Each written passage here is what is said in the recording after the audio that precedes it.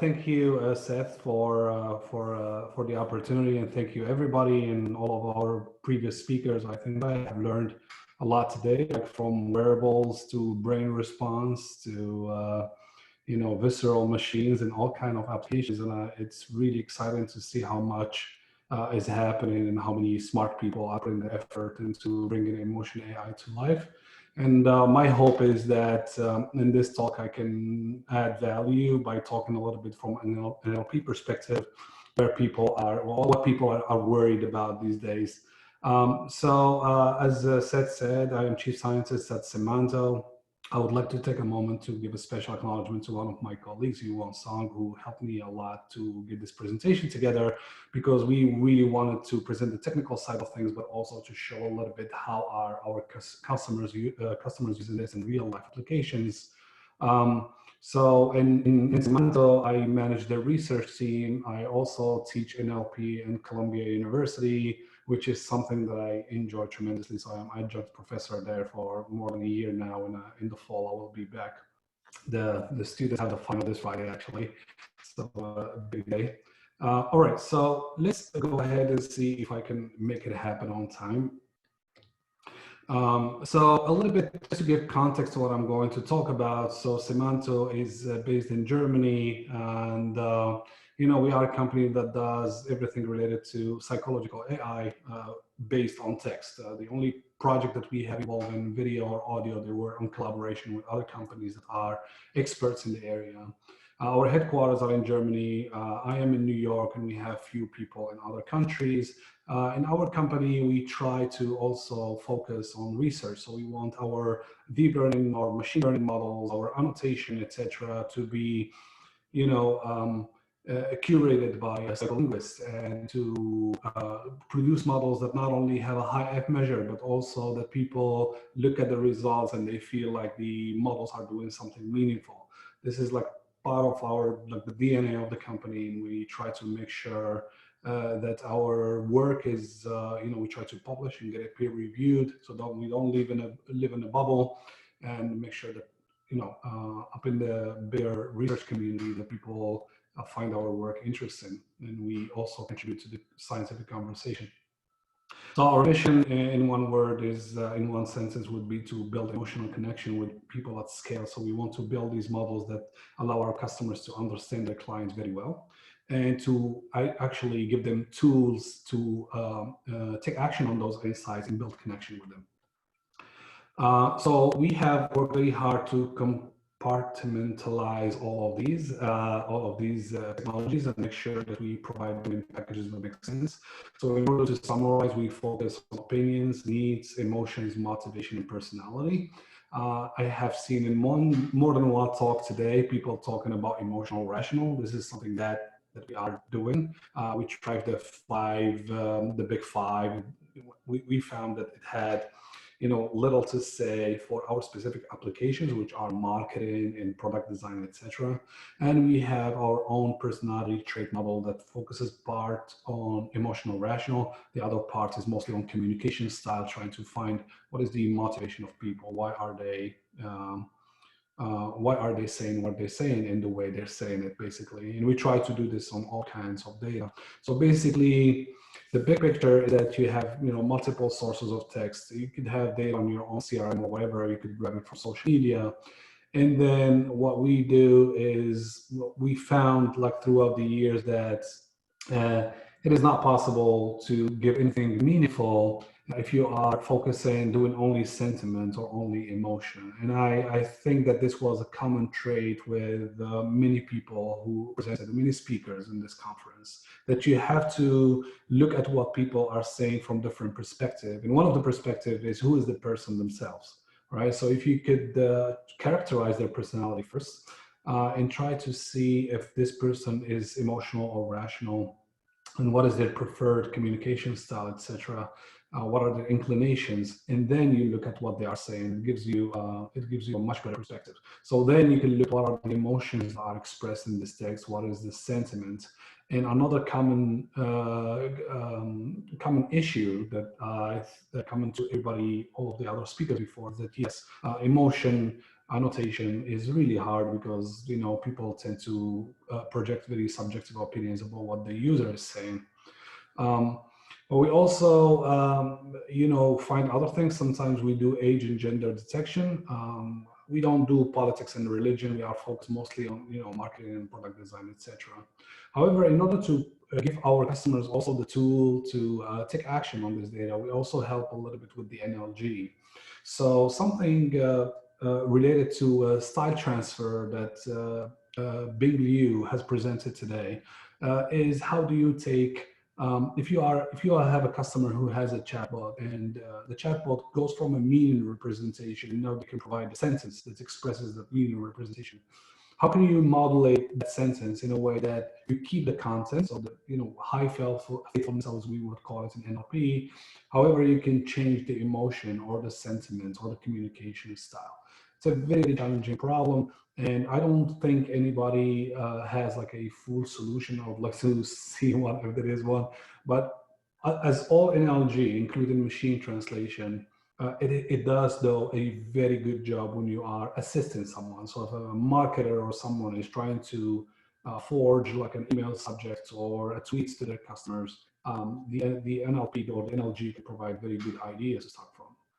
So how do people use this stuff? And one is brand health, which is what we are going to talk about for the rest of the talk. So I'm going to leave that first one apart. Other things, or the most common use cases, product design. So people want to, they launch a new product and they, release it in the wild for a few months, and they want to reflect on that. They want to kind of see what is next step. What is the one big change that I can do so that my product can connect with people better. As an example that we did with Unilever, it was fascinating actually to see how people perceive the word natural in very, very different ways. So some people cared about the planet, other people cared about themselves, and it was different. So they had to redesign their products in a way that they can communicate the same thing in different ways. And as I said, also message and how you tailor your message in order to reach people better. And customer satisfaction, I would say, is probably the majority of our customers try to find actionable insights and understand, like in the case of AMAR, to understand the net promoter score and see how you can push it higher with the other tools. So we have some very good customer. We're very honored to be working with all of them, and we try to continue to grow and as a team, but also as a company in general. Other than working with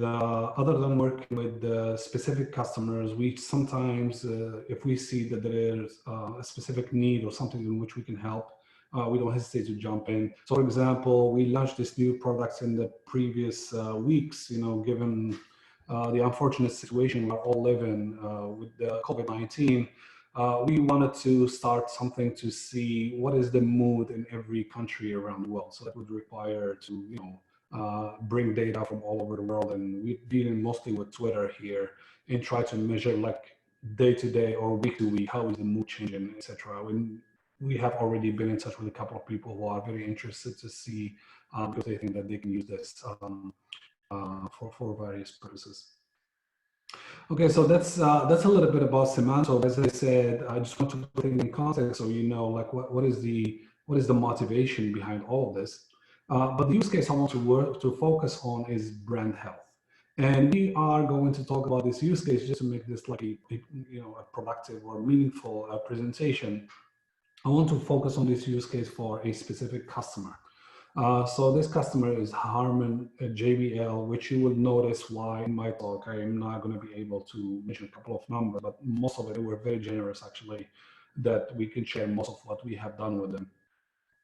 So JBL once wanted to better connect with people over social media.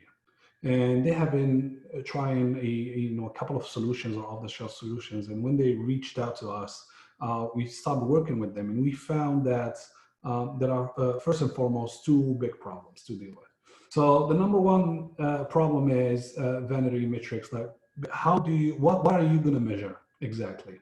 So you want to sit down and go and analyze like a certain set of tweets in order for you to find out what are the signals that are meaningful to you and how can you group them in a few measures that you can monitor week after week. Going after likes and retweets, etc., can give you inflated numbers that you cannot really connect to you cannot really read them and understand what is happening with your customer, like understand their reaction to your product, etc. The other problem was a little bit of inaccuracy in the models that they have tried. So if you lose that faithfulness in between what is the tweet trying to say or whatever comment or review, and what are you picking up as an NLP model, given that it's a stochastic problem, right? You can never have 100%.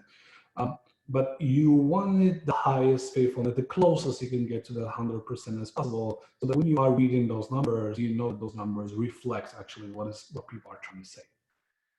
So we are going to talk about those two things. How do we define the measures? And then second, we're going to talk about the technical part, is that how can we build something that actually can deliver on this? So first of all is, what are those meaningful metrics that can tell us the real consumer engagement, and how do we measure it? So again, we're going to start from the pipeline that I showed before. So we're going to start from our data sources, and then we have some modules. We're going to take away some of the modules because we thought they're not going to be very relevant to us. We could use them to stratify a little bit, but for this case, we're going to focus on these. And after a few meetings and after going through the data with the help of our psycholinguists, we found out that there are 4 things we can measure that actually could give us the picture about what is happening. And we could summarize them as follows. If you are a brand and you are trying to measure like meaningfully what are people saying about your brand, you might want to split this into four measures. So the first measure, we would call it functional equities. So functional equities is very tangible, basic elements of the consumer experience. So people are talking about the battery life or the resolution of the camera or the flavor of the food, etc. Okay, so and then you have emotional equities. Emotional equities is mostly when people are talking about their experience with the product. So a few examples that you have on the right-hand side are like very disappointing, or I'm totally blown away, or this is not what I signed up for. So people are not telling you anything about specific things, but the general experience was good or was bad. Then you have brand law, which is one of the most important ones, especially that you have to somehow distinguish that from everything else, is that it is one thing if people try your camera or try your phone and they don't like the camera in the phone. It is a totally another thing when people say Apple is not creative anymore after, I don't know, Steve Jobs passed away. So these are people that kind of are expressing their whole connection with the brand. And as we all know, there are people who fall in love with the brand, and there are people who hate a brand, and there's everything in between. But that connection is what we are aiming for in this specific measure. So how do people connect to your brand, and how do they express that? And for examples like, it's my all-time favorite brand, or I've been a fan for years, etc. The last one is brand recommendations, is that you want to somehow know whether people are willing to recommend your brand. So here, negative ones, what we call detractors, is something like don't waste your money on it, or you have a must-have as somebody who is a promoter.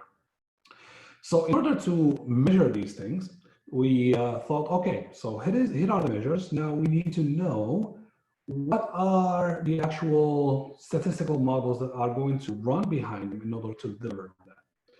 And we thought, for example, that for the functional equities, where we talk about specific things for a product, we want to use 2 things. We want to do topic detection, and we want to do sentiment.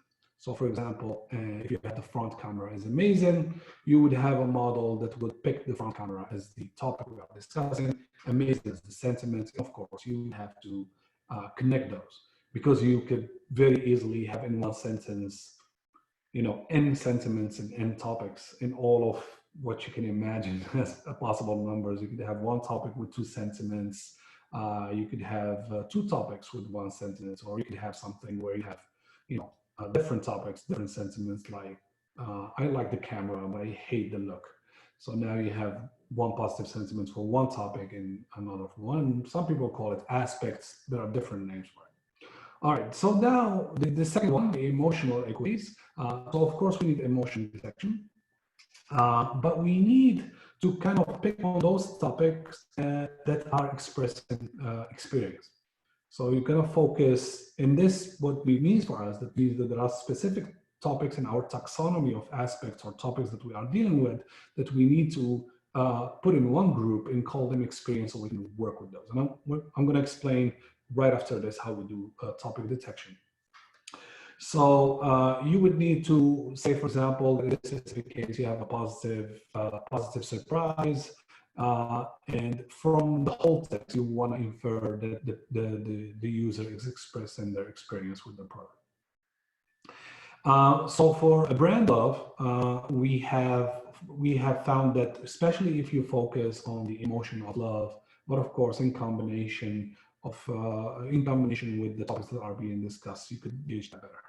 Then finally, if you have a sentiment scale between 0 and 10, then you could probably tell whether somebody is recommending you or not. So this is, of course, in conjunction with the classifier that tells you what the text saying exactly.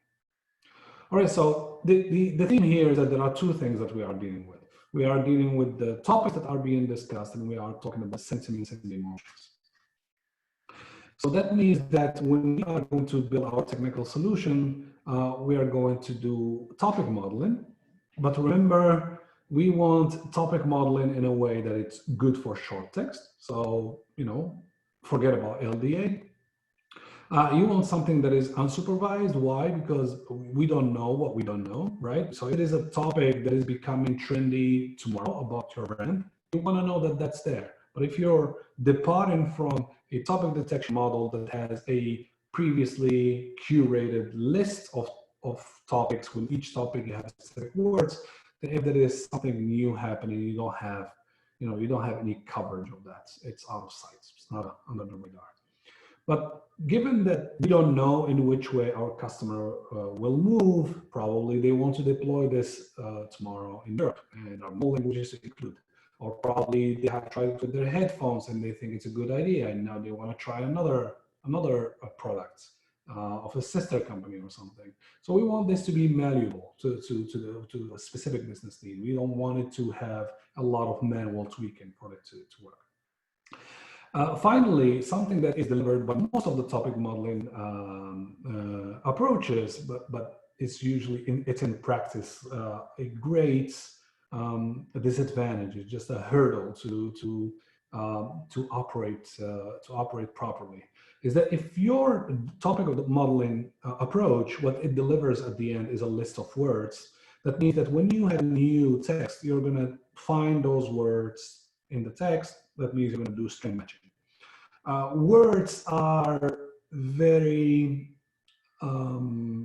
tricky things even to define. Right? I mean, we all think that we know what words are, but once you start listening to linguists and people who have been thinking about language for their whole life, they have some weird definition of words. So, for example, I don't remember the name of the author, but he's a student of Chomsky who has this a fantastic definition for a word. But for us, what we care about is that we know that words are ambiguous. So we cannot have a string matching solution. So our topic modeling system has to kind of check that list.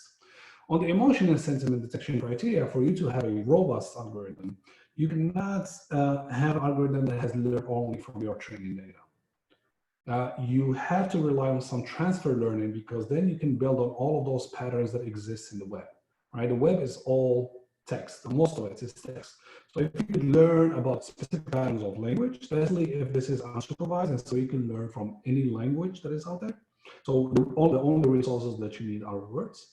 Then when you have your training data, you don't have to get nervous about, oh, what happens if when this goes in the wild, there are all of these words and expressions that I have never seen in my training data, because your model is backed by something that has been trained on the web. This is a very good strategy in transfer learning, which we're going to talk about sorry, there's a typo there, transfer learning, not transfers, is a very good solution that has delivered tremendously, and it's like the state of the art in all of the tasks in NLP. The second thing is what has been mentioned before by many speakers is, the subjectivity issue about annotated emotions. And for that, we're going to rely on silver data. And I'll explain in a second what we're going to do about that. But if you have ratings and emojis and other indicators about the person's emotions, the author's emotions when they were writing the review or the tweet, then how can you use that? I mean, one idea is to use it directly, but that's not the best strategy. Finally, of course, we want something accurate and reliable, because if it's not accurate, then we're not responding to the need that we mentioned before. Just want to check the time quickly. I'm pretty late, actually. Okay, so for topic modeling, this approach that I actually presented in a New York meetup that Seth organizes, but I'm not going to go in detail. I do have the link of the paper on the slides, I believe. If not, please ping me on my email, and I'm more than happy to provide.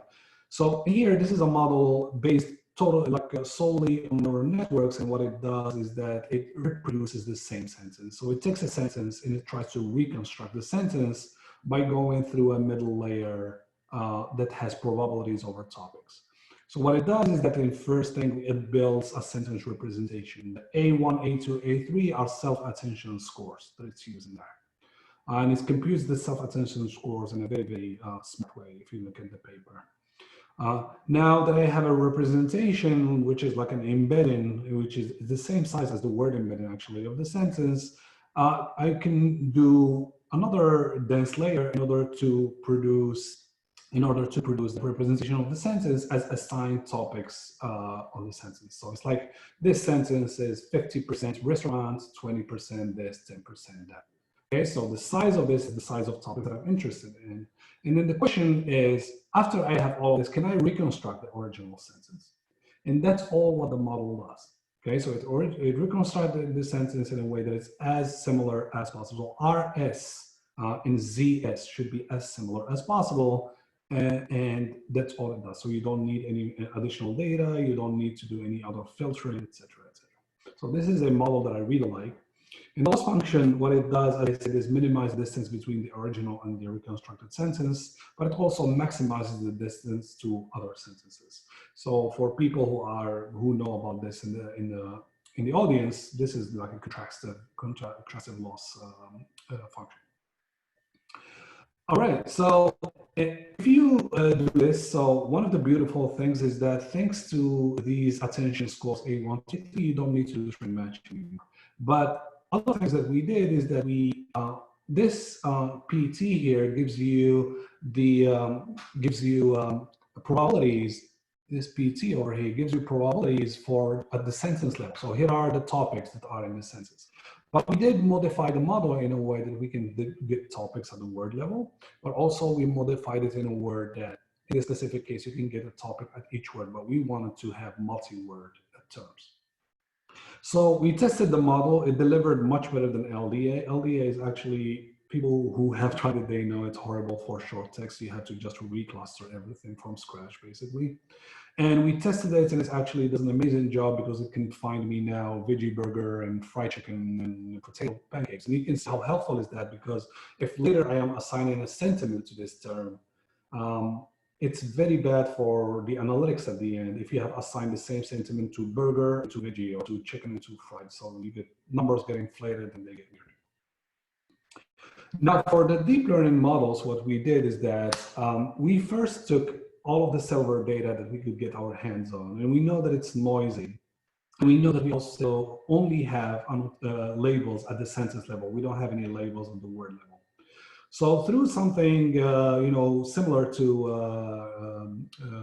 statistical resampling, we can filter out the data that is the best that we can get out of the silver data. Okay, so after that, we have, at the same time, we also have pre-trained BERT. Okay, so BERT is 12 layers of transformers. Transformers are kind of like the new, cooler, faster, stronger version of LSTMs. LSTMs have to parse a sentence as a sequence, word after word. Transformers can do them in parallel. They use self-attention, and they have delivered some very, very good results. So BERT does that. I'm not going to go into the details about how it is trained, etc. You can find that, but it is trained on more than 7,000 books in all of Wikipedia. So we have that thing that we mentioned at the end. We have all these patterns from the web that we can benefit from. So by combining these two, we can use a tuning engine, which is nothing but a classifier that puts these things together. And then we can have a new BERT that is more colorful. As you can see, this new BERT is something that can do an end-to-end. So it can start from a sentence and deliver sentiment or emotion.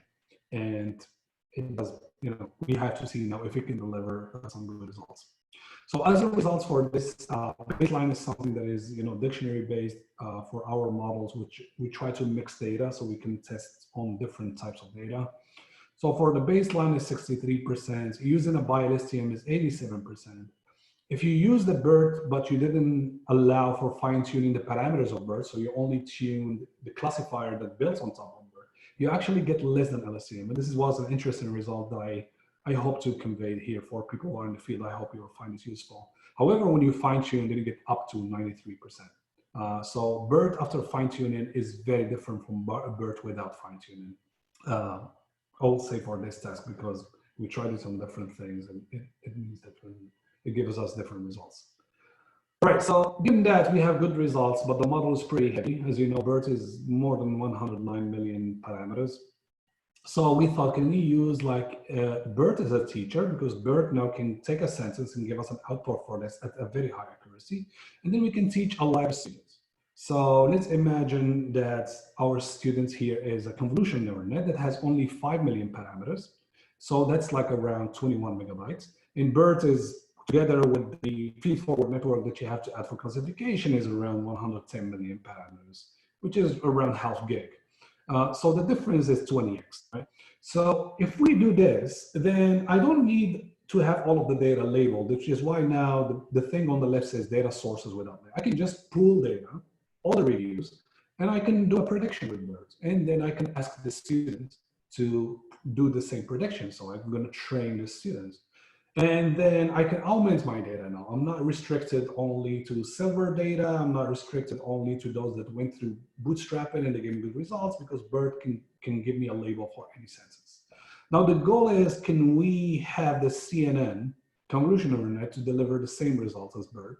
And we found that it actually does. It was one case where we had 0.5% drop on the measure, which is not much, when we went out of domain. Because one of the things was like, because BERT is trained on the web, etc., is it possible that when we go out of domain data, then the CNN is not going to be able to do much?